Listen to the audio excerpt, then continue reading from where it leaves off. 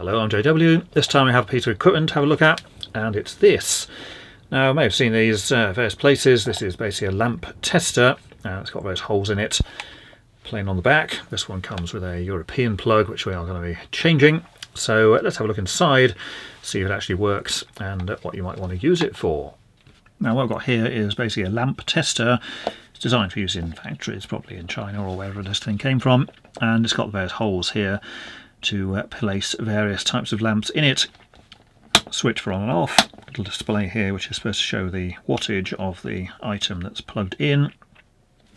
Comes with a European plug. In this case they didn't actually sell these with the Type G UK plug on, but it doesn't actually matter, we can obviously change that anyway. And you might think, well, this is a horrendously dangerous and unsafe device because someone could just turn it on and put their fingers in here. But the thing is, you can do that with any lamp holder anyway, because even standard UK ones don't have any kind of coverings or protection over them. Occasionally you can buy ones which do, but the vast majority are just wide open, just like this one. So what we've got here then is a bayonet fitting there. That's the B22. Two screw fitting sizes, the E14 and the E27. And then we've got a few others here. This is the GU10 variety, and a couple of these other ones with the pins, which generally are not going to be used because lamps, certainly in the UK, do not have 230 volt versions with these pins on. They're generally 12 volts, so those are not going to be particularly useful. And then it has these rather dubious spring terminal things here, which obviously are not going to be used either. Now you notice it doesn't have any threads in the holes for the E27 and the E14, and that is simply because it's not intended for permanent installation. So rather than having to screw this in, you can just shove it in and it will make contact. It's really just to check whether a lamp is still working, and in theory with this display to see what the wattage is. So it's generally just turns on, yeah, it works, oh look, it's 6 watts or whatever, and then that's it. And the same with the bayonet thing, although it does have the slots here for the pins. It's not a question of press it in and twist as you would normally do, it's just press it in, it lights up, and then that's it. Now these come in a variety of styles, types and whatever.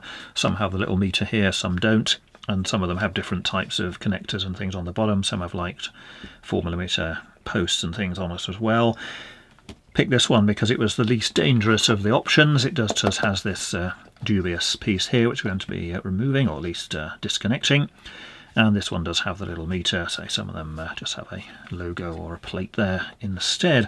So let's see if it actually works, which will be useful. So just going to plug it in. I've got an adapter here for the connection on the side, so we don't use Euro plugs in the UK. So we turn it on and we can see it's showing the supply voltage, currently 248 volts AC, and the thing is lighting up. It may not be ultra obvious as there's a lot of lighting in here, but red light turns on, and then the idea is you're just going to take your lamp of some style, and then it should light up and also display here the wattage of the offending piece. This is one of these filament style LED affairs, and this one apparently is supposed to be 5.9 watts or just under 6, so shove it in and it does indeed light up, and showing 6.4 there, 6.3. It may well drop as it warms up, as these things quite often do, but 6.3 watts there, that's close enough. I mean, this is not going to be accurate down to tenths of a watt, obviously.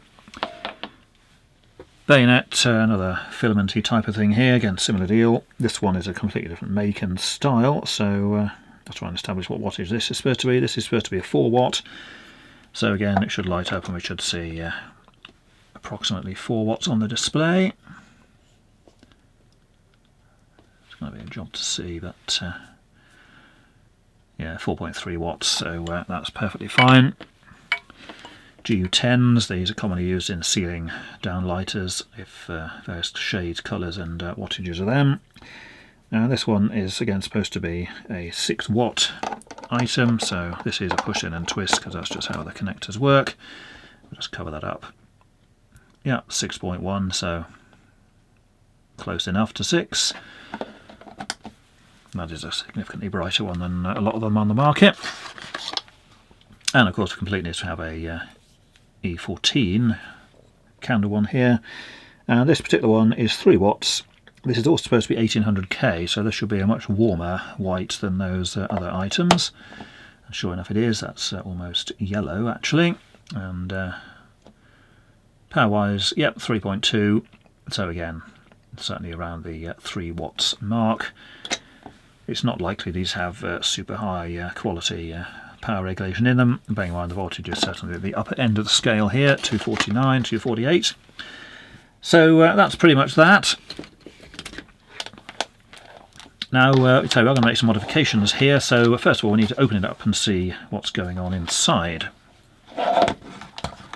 So hopefully we can just pry in somewhere. It probably just clips together.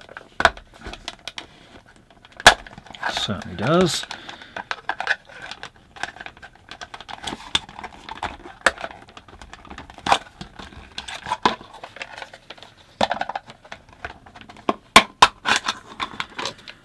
Just a moulded back plate, and inside we can see the wiring or lack of. Obviously this is unplugged, and double pole switch here, so line of neutral just goes in and then obviously comes out the other side. Do have a fuse there, which is something. It is a glass one, so not really the best choice certainly for the UK, but nevertheless it's got a fuse, and it even has a little spare fuse in there, which certainly a novel item. Fuse appears to be in the neutral, which is not really how it's supposed to be, but that's assuming it actually matters, because bearing in mind this plug is not polarised, so it could actually go either way. And then we've got the little electronic module there, just to measure the wattage or the power of the items in question, and then it's just the wires loop across to the various different connectors. So that's your GU10 here, so from the fuse side or the neutral side, it just goes across to those there, and then comes across to the other two, and then the other side just goes via the little module obviously, and again just loops between all of those. Not a terrible construction, I mean a bit of hot glue there holding in the panel. The switches are snap in and locks in position. These are held in, I think, with the pieces on the lid here, so they're just pressed in position, as they will obviously just lift out, and then the rest of them are screwed in position, just tacked across the back. Now these speaker type terminals we want to not use. That is just loose there, but it is held in place with this post. So what we'll do there, I think, is just remove the wiring to those, so we can just cut it, as we won't be using them. We can actually just take this out, and I think we'll actually just cut off the tangs completely, just eliminate them. I'll say we're not going to be connecting to that. We'll leave it in the hole just to fill up the hole there, because otherwise we're going to have an empty hole in the top of it, but we're not going to be connecting to that. The rest of this is fine. The only other thing here is that this is obviously the two E14 and E27 holders. That's the line in the middle, and then the neutral for the edge, so there's not a huge amount of clearance there. I mean, there's enough, but there is some overlap there. As you can see, it's just relying on that gap underneath, so I think we can make a adjustment there. Now obviously this does work, but the gap there is pretty marginal, so we're going to put a piece of insulation between the upper and lower contacts there. At the moment it's fine, but of course poking things in out here could move those slightly. We don't really want it to short out between the line and neutral, so we're just going to put a bit of tape there for insulation, and got some tape here. This is that well-known brand of tape called Cop Tan, whatever that might be. So I'm going to cut a piece of this off and place it underneath. So that's the tape in place, just covers over that terminal there, and then this one we can just pass back through the hole and then screw back into position. So that's somewhat better, it just covers over that bottom terminal, and so there is no clearance there, but just to make sure it's not going to shift slightly. And then of course on the back it's just through the bottom of the holes as it was before. Now the fuse inside is not ideal, it's not really the right type of fuse for mains voltage applications, but I'm going to leave it in, mainly because we're going to be changing the plug here to a UK one, and that will have its own fuse in anyway, so even if that one did decide to blow out and arc across, you going to have a higher rated fuse in there anyway, or at least higher breaking capacity. Now this plug's going to come off because we don't use these in the UK, there's no real use for them here. And I'm going to shorten this lead because it is rather lengthy for what is basically just a testing device. So we're going to use take about half of it off. So we'll just cut that away. Now, although we don't use these in the UK, we are just going to break that so it couldn't be put into a plug anymore. Make sure that no one can use that and then die by touching the other end. And you should do that with all plugs if you're going to cut them off. Now let's see what sort of wiring we have inside. And we know it's blue and brown because we've seen the other end. Doesn't look too bad. It's marked as 0.5 millimeters squared on the outer covering, so pretty much the smallest size that would be acceptable. So there we have it. It doesn't look bad because some of these cables from imports have got very strange insulation inside and they can quite frankly just disintegrate when you touch them. Wiring in this one does actually look like copper, so there it is, and you'll notice it does stay in shape when it's bent, so that's certainly not going to be aluminium. The aluminium tends to spring back and doesn't twist up well, so I think we can be reasonably confident that these in fact copper insulation. Yes, that's the same on that side as well, so we can certainly use that one. Now one thing we want to do here is to make sure of which of these wires is connected to the bottom pin in the two E14 or E27 things, because ideally that bottom pin should be the line, conductor and neutral on the side, and that's so that if you're going to insert the lamp here, when it goes in you'll see that there's a fair bit of the metal exposed, and you don't want that to be the line because even though you're holding it there's obviously a high possibility of touching it, so we do want that to be the line at the bottom. It doesn't matter with the bayonet or these because they're both in the bottom there, but I will just check that. For that we're going to use this dodgy old tester here, which is about 25 years old and it's filthy. It's also got a big crack down the middle, which is why it's not used for mains purposes, but it still works for continuity. So let's just see where the brown goes. Well, we know where it goes. We'll make sure it does go here. It does indeed. So where does the brown go? It goes via a various tortuous route. So here's our GU10. So it's on the inner one.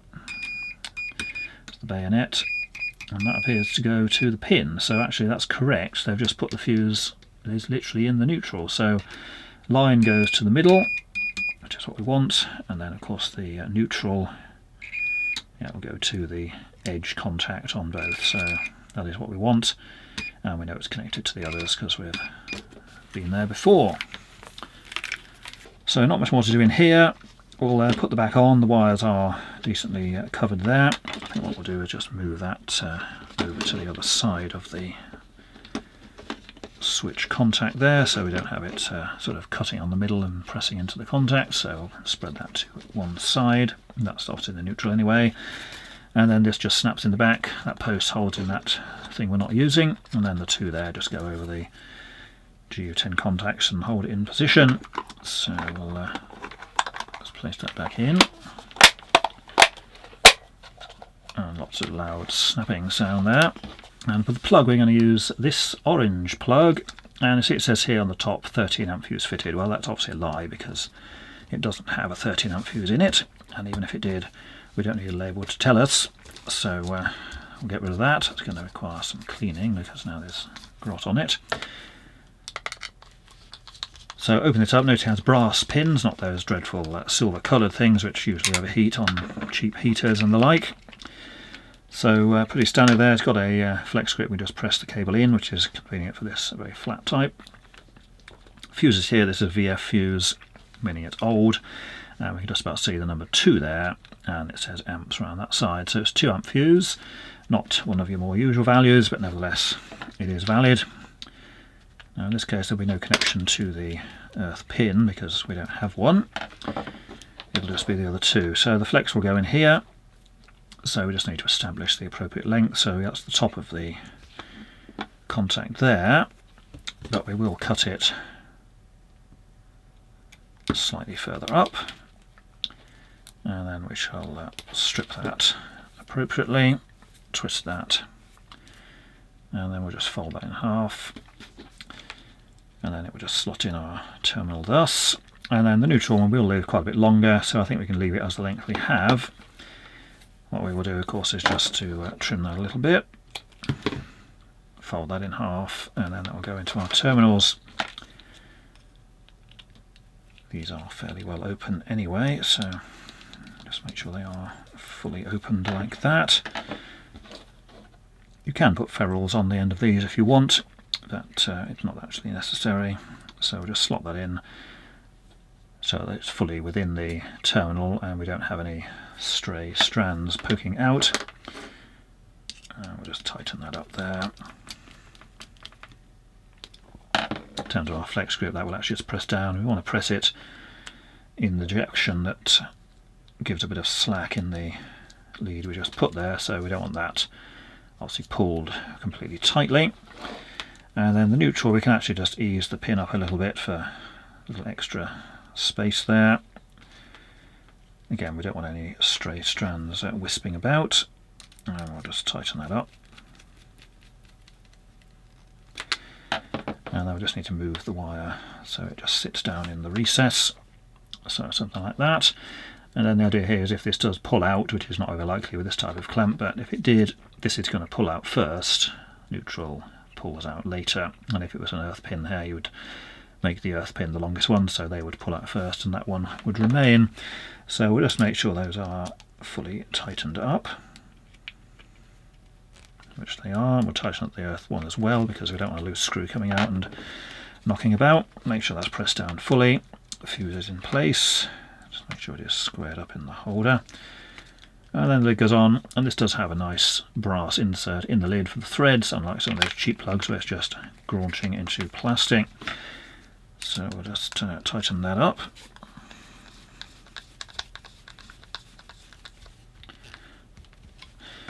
And that is it. And in terms of it working, well, obviously we've seen it working before, but we can obviously plug it back in, switch it on, and again there's our 249, and if we just use that, say, that GU10 thing, we can then see it's still working. There's our 6.1 watts or so, which we saw before. And this one, which is that nice almost amber colour, 1800K, and candle shape, so quite nice for your decorative lamps, chandeliers, or whatever else. But that is it for this video, so until next time, thanks for watching.